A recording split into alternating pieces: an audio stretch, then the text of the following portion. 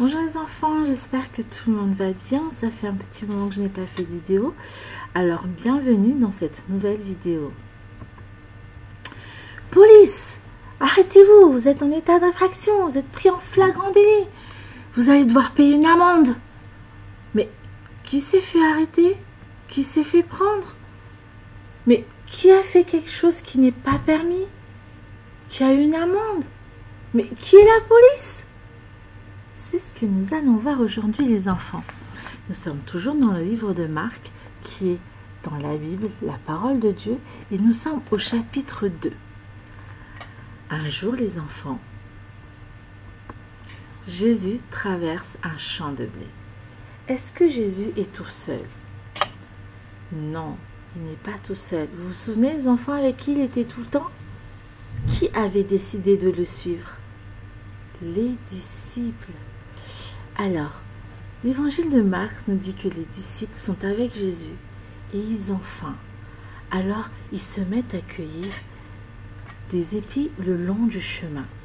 Ils se sont mis à arracher les épis et à les manger. Et ça, les enfants, ça ne plaît pas à tout le monde. Vous vous souvenez des pharisiens? Dans les leçons précédentes, on avait vu que c'était les chefs religieux de cette époque, ceux qui connaissaient très bien la loi et qui mettaient tout en œuvre pour la mettre en pratique, pour qu'elle soit appliquée par tous. Eh bien, ces pharisiens, les enfants, n'étaient pas très contents de ce qu'ils voyaient quand ils avaient vu les disciples en train de cueillir les épis et de les manger. Mais c'était quoi le problème, les enfants? Quelle loi de Moïse ne permettait pas aux disciples de se nourrir?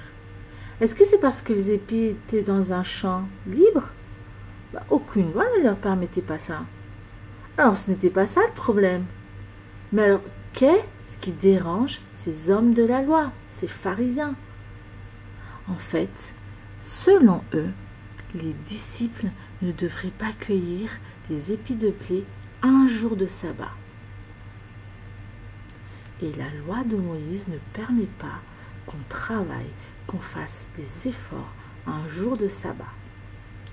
Le sabbat, les enfants, c'est un jour particulier pour les Juifs. Ils sont très à cheval sur le sabbat. Dans la loi de Moïse, le jour de sabbat, il faut se reposer. Donc, il ne faut rien faire ce jour-là. Et la loi ne permet pas que les gens fassent quoi que ce soit un jour de sabbat. Ce que reprochent les pharisiens, donc, c'est que les disciples fassent quelque chose un jour de sabbat. Et quand les pharisiens vont reprocher cela à Jésus, Jésus-Christ va les enseigner. Souvenez-vous les enfants, Jésus-Christ est venu surtout pour enseigner. Jésus-Christ aurait pu répondre « Oh, de toute façon, moi je suis Jésus-Christ, vous ne comprenez rien du tout. » Mais en fait, il va prendre le temps de les enseigner avec un enseignement qui est un exemple de quelqu'un que personne ne peut reprocher chez les Juifs. Jésus-Christ va parler d'une personne qui est exemplaire pour les Juifs. Dieu a dit de cet homme que c'était un roi selon le cœur de Dieu. Et il n'y en a pas eu de roi aussi agréable aux yeux de Dieu. Donc c'était le bon exemple que Jésus a voulu enseigner. Vous savez de qui il s'agit, les enfants? C'est écrit au verset 25, on va le lire. Jésus leur répondit, « N'avez-vous jamais lu ce que fit David lorsqu'il fut dans la nécessité et qu'il eut faim, lui et ceux qui étaient avec lui ?» Il s'agit du roi David, les enfants. Jésus-Christ va utiliser une histoire de David comme exemple. Vous connaissez cette histoire? Non? Les pharisiens, eux, la connaissaient très bien. Et David a fait une chose qui n'est pas permise par la loi de Moïse. Mais là, on va voir que Dieu ne lui a jamais rien dit, ni condamné sur le sujet. Et ici, Jésus et les disciples font une chose qui n'est pas permise par la loi non plus. Jésus-Christ a pris un enseignement pour le mettre en application tout de suite par rapport à ce qui s'est passé avec les disciples.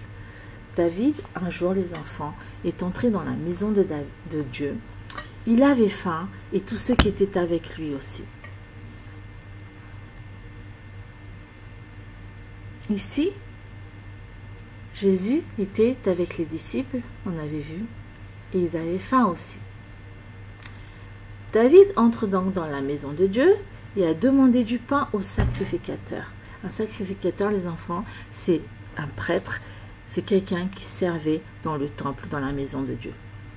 Et il n'y avait pas de pain qu'on peut manger dans le temple. Il n'y avait que des pains spéciaux qu'il n'est permis qu'aux sacrificateurs de manger. Et la loi dit quoi? Est-ce que David donc avait le droit de manger ces pains? Non, David n'avait pas le droit. Ce n'est que pour les sacrificateurs. Mais que fait David alors? La Bible dit que David, il en mange et il en donne aussi à tous ceux qui étaient avec lui. Est-ce qu'il a désobéi à la loi des enfants? Là, il y a un besoin. David, il a faim et il mange et il donne aussi à ceux qui étaient avec lui. Tout comme les disciples, ils ont faim et ils vont manger. David n'a pas volé le pain, les disciples non plus. Ils sont en train de manger, tout simplement. Si on veut être à cheval sur la loi, comme les pharisiens, on pourrait dire que David était un mauvais roi. Si lui, il a fait ça, c'est le pire roi du monde aux yeux de Dieu. Et pourtant, Dieu ne lui a pas reproché. Il est là dans le temple, il a faim. Est-ce que le temple peut ramener David et tous ceux qui étaient avec lui à sortir de cette faim? Oui, il en a pris et en a donné à ceux qui étaient avec lui. Le temple était censé servir Dieu et il a servi Dieu en permettant à David et ses hommes de manger. David et ses hommes avaient faim, ils avaient besoin de repos de leur corps. Qu'est-ce qu'il est mieux à faire? Eh bien qu'ils mangent. De même, Jésus-Christ, avec ses disciples, ont faim. Ils ont arraché les épis de blé et ils mangent, c'est normal. Et Jésus-Christ a donné l'exemple de David pour répondre aux pharisiens sur le sabbat. Mais que dit la Bible sur le sabbat? La première fois qu'on entend parler du sabbat, les enfants, c'est dans le livre de la Genèse, quand Dieu a fini de créer la terre et tout ce qu'elle contient. Il s'est reposé le 7e jour. C'est un jour de repos alors. Dieu, en fait, voulait montrer que le 7e jour, on pouvait bénéficier de repos. C'est pour faire du bien à celui qui va se reposer. Le sabbat, donc, doit rendre service à l'homme. Et c'est Jésus qui l'explique au verset 27. Jésus a dit, le sabbat a été fait pour l'homme et non l'homme pour le sabbat. C'est censé sortir quelque chose de bon pour l'homme. Mais c'est quoi le repos? C'est quand on est reposé, quand on est détendu, quand on est calme, quand on ne se soucie pas, quand on a la paix. Quand vous êtes fatigués, les enfants, qu'est-ce que vous faites? Vous allez vous reposer, vous allez dormir et une fois reposé, vous allez mieux, votre corps se sent bien, vous êtes restauré, votre corps se sent mieux et vous êtes même mieux une fois que vous êtes reposé. On peut dire que vous êtes dans le repos. Et Dieu a créé ce jour pour que nous soyons dans le repos, pour que nous soyons sans souci, restaurés dans notre corps, mais pour que nous soyons dans le repos, mais surtout restaurés dans notre âme. Un jour de sabbat, ça veut dire donner du repos à l'homme, du repos à son âme.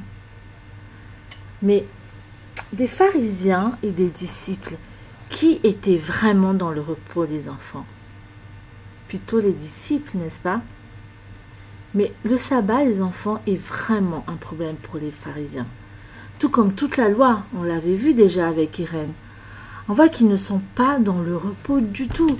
Ils regardent tout le temps ce que font ou ne font pas les gens, ce que fait ou ne fait pas Jésus, ce que font ou ne font pas les disciples. On l'a vu dans la dernière leçon encore. On dirait pas des policiers, les enfants? Attention, police!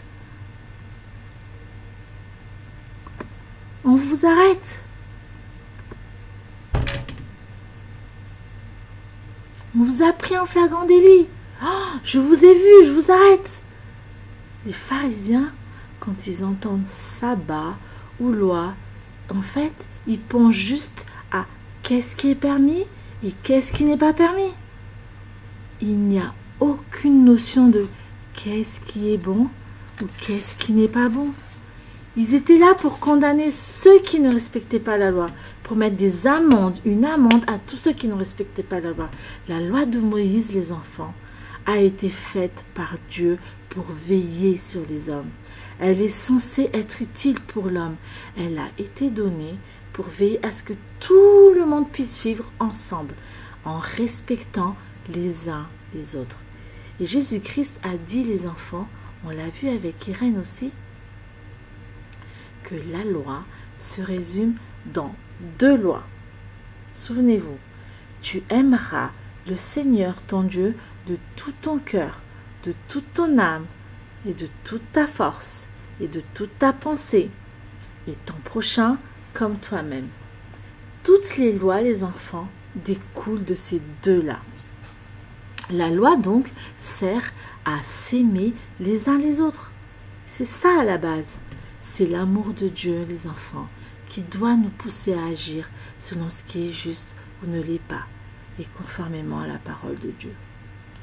Pour les pharisiens, la loi est devenue plus importante que la raison de la loi. Manger est devenu quelque chose d'interdit, du coup. Ben oui, quelque chose de mal, de punissable, du coup. Les disciples, ils avaient faim, mais du coup, manger, ça fait du bien ou du mal? Mais du bien. Mais en fait, avec la loi, avec cette loi, du coup, ça transforme quelque chose qui est censé être bien en mal. Du coup, c'est mal de manger, c'est mal de se nourrir, c'est mal de faire du bien au final. Mais alors, cette obsession des pharisiens, cette attitude de faire la police, est-ce que ça ne m'arrive pas à moi non plus? Ça ne t'arrive pas à toi non plus?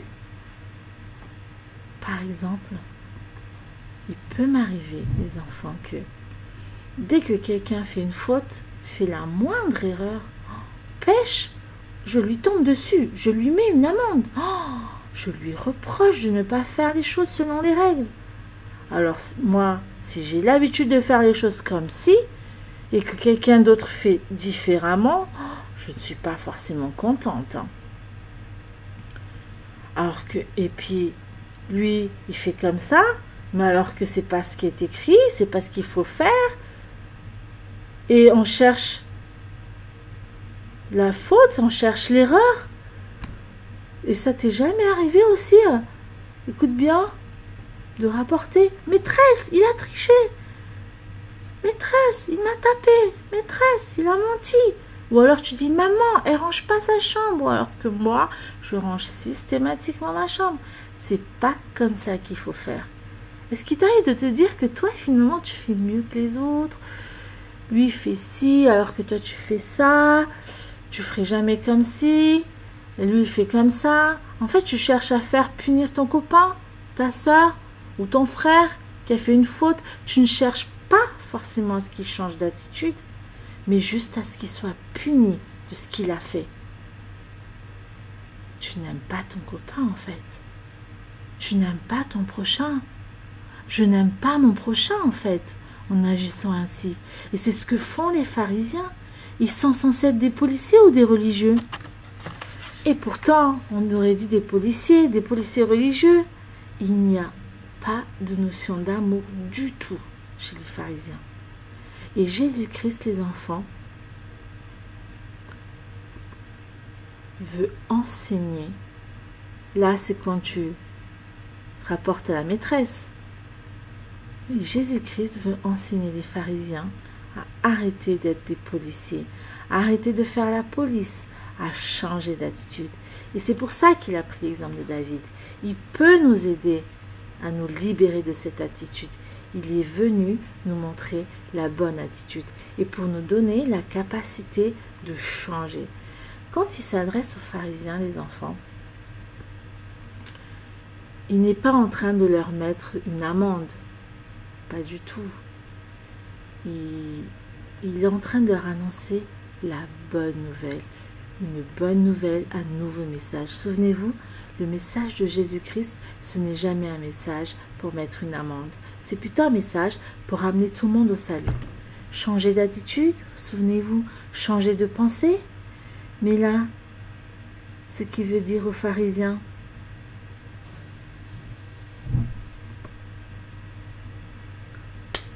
arrêtez, soyez libérés, soyez délivrés de ça.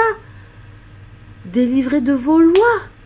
Jésus-Christ est venu pour libérer de tout ça, pour donner le vrai repos. Jésus-Christ te dit, je t'ai délivré pour que tu n'aies plus à vivre de cette manière, pour que tu vives le vrai repos. Et Jésus-Christ, les enfants, a vécu en aimant les hommes du début jusqu'à la fin. Il les a tellement aimés qu'il a donné sa vie. Et oui, qu'il a donné sa vie sur la croix pour les sauver. Il est mort à la croix, les enfants, pour prendre sur lui la punition de nos fautes, de nos péchés. Et il est revenu à la vie pour que nous ayons l'attitude qui pousse à aimer son prochain. Pour que quoi que vous fassiez, les enfants, que vous le faites par amour pour les autres et non pour que les autres soient punis systématiquement. Donc pas selon vous, selon vos décisions, selon vos lois, selon vos règles, mais selon ce que la parole de Dieu demande. Vous savez, on peut être très religieux, les enfants, aller à l'église tous les dimanches, connaître la Bible par cœur, faire les choses toujours selon les règles, selon les lois, mais la Bible dit que sans l'amour, ça ne vaut rien. Le sabbat, c'est un jour de repos pour l'homme. C'est-à-dire que ce jour-là, tout homme devrait être reposé, apaisé de ses œuvres de sa vie, qui est une vie pleine de poids, de fardeaux, de soucis, une vie qui a vécu dans le péché, une vie qui est détruite. Et Jésus-Christ, quand il enseigne, il est en train de ramener la délivrance. Et c'est ce qu'il fait dans la vie des gens. Parce qu'il peut le faire. Et c'est ce que nous avons vu avec Fanny. Souvenez-vous, il est capable de ramener, ici vous vous souvenez de Matthieu, de ramener des gens de mauvaise vie, oui, des gens de mauvaise vie, à partager la vie de Dieu. Les gens de mauvaise vie, les enfants, n'étaient pas dans le repos. À cause de tout le mal qu'ils faisaient, ils ne pouvaient pas être tranquilles. Jésus-Christ aussi a ramené un paralytique à une personne capable de marcher. Il était allongé là, le paralytique, mais est-ce qu'il était reposé? Parce qu'on croit que se reposer, c'est aussi s'allonger. Mais non, son corps était devenu un fardeau pour lui, parce qu'il ne fonctionnait plus. Imaginez-vous, vous ne pouvez plus bouger, vous êtes paralysé. Mais ce n'est pas reposant du tout. Est-ce que c'est reposant ça? Et Jésus aussi est capable de rendre pur un lépreux. Toutes ces personnes passent d'une vie de fardeau à une vie qui est meilleure, qui est délivrée. Jésus-Christ, les enfants, est venu pour nous délivrer. Il est capable de nous délivrer. Et le sabbat, c'est que à un moment donné, nos soucis, nos fardeaux, nos péchés nous sont retirés. Et c'est pour ça qu'on appelle ça un repos. Jésus-Christ est le maître du sabbat. Il est venu pour nous libérer, pour libérer les pharisiens. Il a toujours voulu donner du repos pour l'homme, le repos pour notre âme. Jésus-Christ veut te donner le vrai repos. Notre verset aujourd'hui, les enfants, c'est le verset 27. Quand Jésus répond aux pharisiens, il leur explique que le sabbat a été fait pour l'homme et non l'homme pour le sabbat. On va le répéter ensemble. Marc, chapitre 2, verset 27. Puis il leur dit, le sabbat a été fait pour l'homme et non l'homme pour le sabbat. Je vous dis à bientôt les enfants.